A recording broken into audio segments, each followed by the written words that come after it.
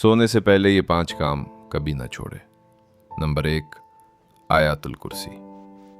जो बंदा सोने से पहले आयतुल कुर्सी पढ़े, सुबह तक फरिश्ते उसकी हिफाजत करते हैं।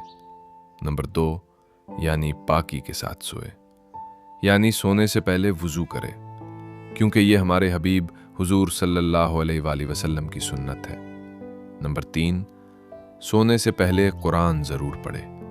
अगरचे एक सफ़ा क्यों ना हो, लेकिन कभी मत छोड़िए, ज़रूर कुरान से कुछ पढ़े।